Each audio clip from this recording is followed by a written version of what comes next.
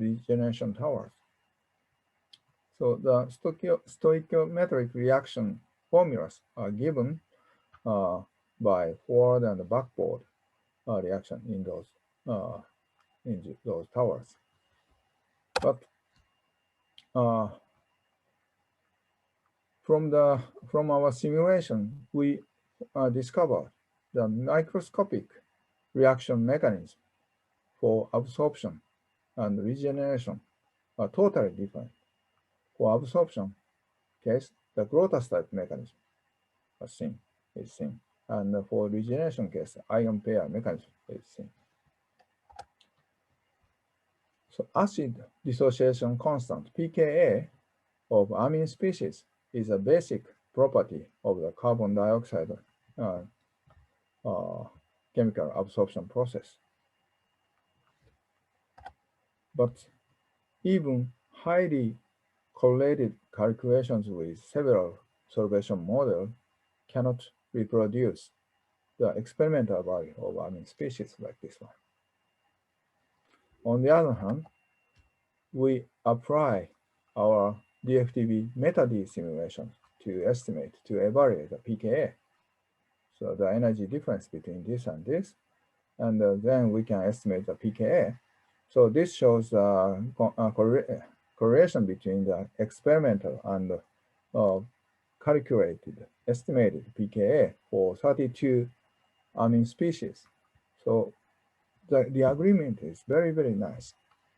So this means the free energy calculation is essential to describe the pKa. So we have applied our DcDFTBMD programs to various systems by using several computational resources from the laboratory workstation to K computers, lithium, sodium, potassium ion batteries, perovskite solar cell, catalyst, and biosystems, and so on. This figure summarizes such applications. And the vertical axis corresponds to the number of atoms, and the horizontal axis corresponds to the simulation time. 1 femtosecond corresponds to the single point calculations. So now the maximum size of our calculation was a 23 million atoms calculations. And more realistic system is a bacterial rhodopsin embedded in lipid membrane with waters in this system. So the total number of atoms here is about 50,000 and the sub-nanosecond simulations. So this red broken line was maybe the limit of the K computer. But recently, so in Japan, the new supercomputer is established, the Fugak. Fugak is the world's fastest supercomputer, and the Fugak is about 100 times faster than K computer. So the blue line is the target of the Fugak, namely 1 nanosecond simulation for 1 million atoms. So, okay, let's explain the recent update related with another project. So, since 2018, we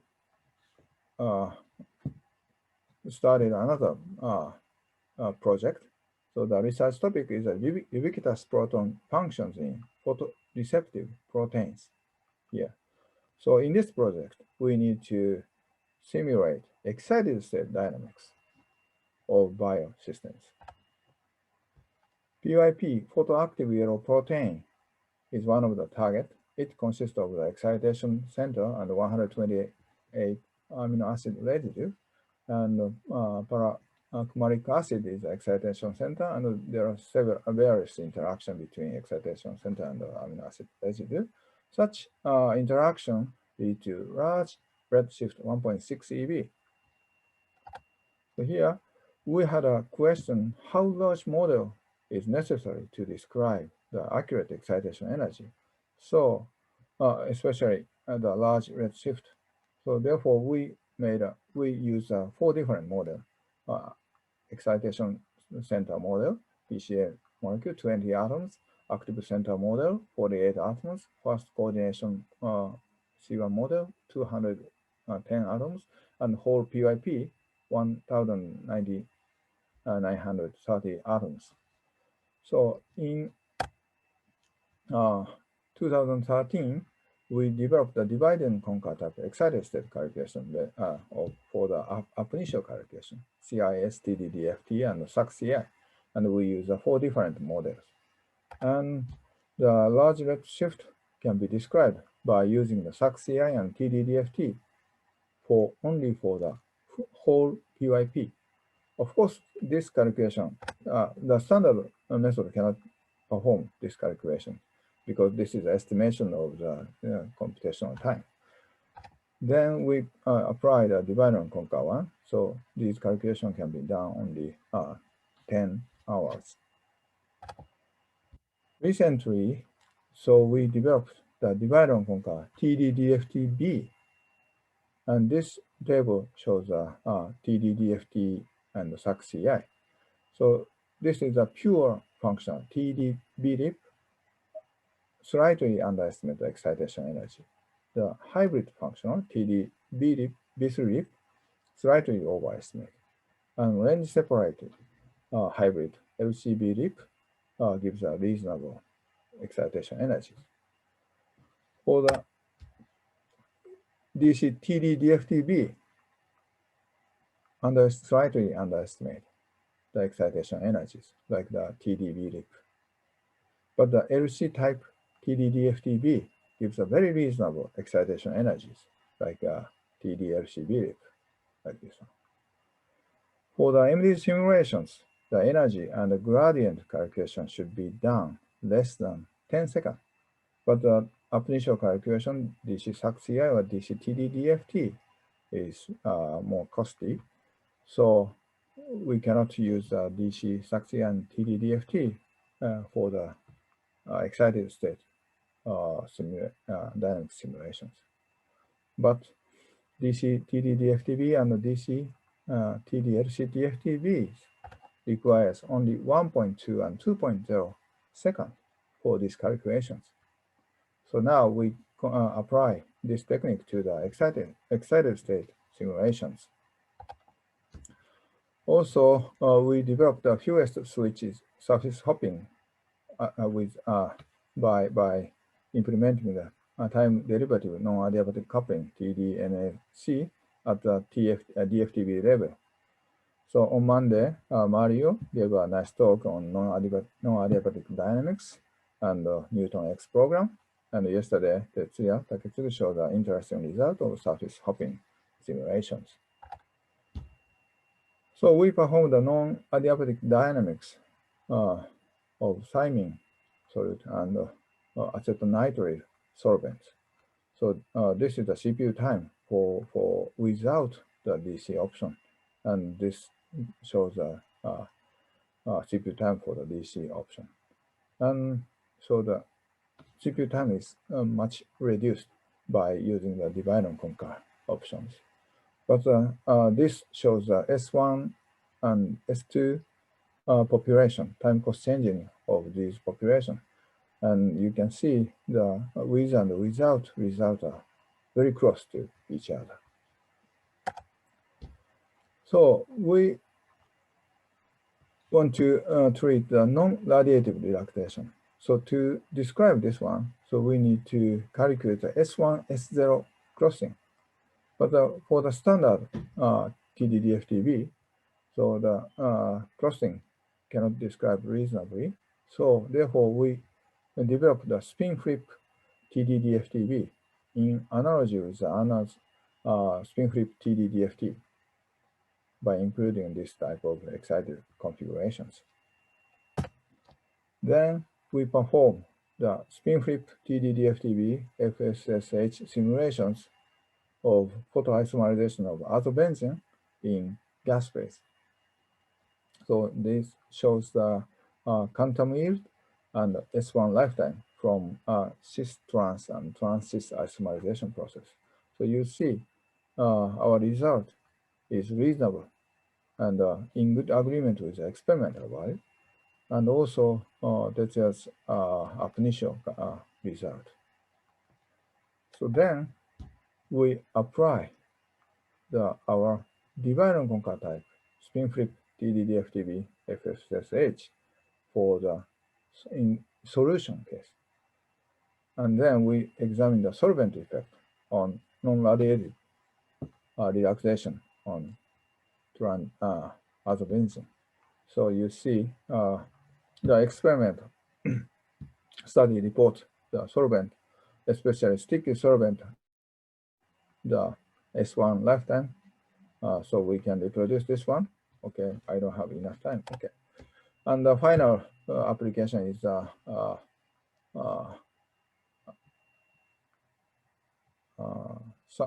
surface hopping simulation for the charge separation process in perovskite solar cell. So this is a S1 excitation case. This is an SN excitation case. And at the time of the hot excitation, hole and electron, red and blue part, overlap and cross to each other. But after 300 femtoseconds of so hole and electrons are well separated. Okay, so this is a summary, and we we have developed the DcDFTBMD simulation technique to fill the gap between the QMMD and the classical MD. And this is functions of our program, DcDFTB. And also this is the MD and the non-adiabatic one. And recently, so our program was released as academic free software. And now, so 50 research groups are registered in the world. Okay, that is, okay, this is the input and output. So this is helpful for the, this is a good information for the web platform for Joel and Jerry, I think. Okay, so I should stop my talk. Okay, finally, so I want to thank my colleague and group member to contribute to develop our program. And thank you for your kind attention. Thanks, Hiromi, for a great talk. We can take a couple of quick questions. Are there any questions? Yes. Yeah. Mario, please. Yes. Mario. Hi, thank you for the very nice talk. I just have a quick question about the spin flip. How do you do with the spin contamination? Do you do any special treatment or just neglect it? Is that too important, or you think that the spin contamination doesn't really play a role in this dynamics? Could you comment on that, please? Okay, so the spin flip TDDFT is very similar to the spin flip TDDFT. So spin flip is still has some spin contaminations, but from the highest spin, high spin state difference gives a good initial guess for the spin flip calculation. So is it okay for your questions? During the dynamics, did you check okay. how was the contamination? Yeah. So I don't check every detail, but normally, okay, you mean in the crossing part. So the sometimes not only the singlet, okay, spin contamination occurs. So that's true. Yeah. But this okay, is thank you. The spin flip TDDFTB simulations. Okay, we have another quick question from Felix. Please go ahead. Okay, thank you. Yeah, I was wondering about using DFTB in practice. So do you have one set of parameters, one set of Slater-Costa files that always work? Or do you have to reparameterize the method for your specific molecule that you're interested in? Okay, the correct answer, it depends. But normally we use the standard parameters. We didn't modify from the ground state calculation. Of course, for example, long-range correct LC type one. So sometimes we need to modify the parameters. Okay, thanks. Okay, we seem to have another question from Rafael. So this will be the last question. Could you please go ahead?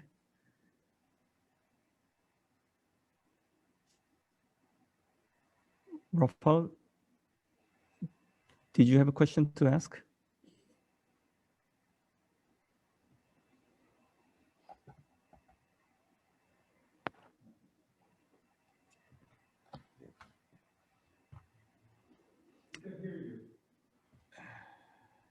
I cannot. Sorry, I cannot hear. You can, if you want, you can type it quickly. Okay, later. So yeah. So why don't you please ask a question in the text? So because I think we have to move on. Okay, Let's thank Hiromi for an excellent talk again.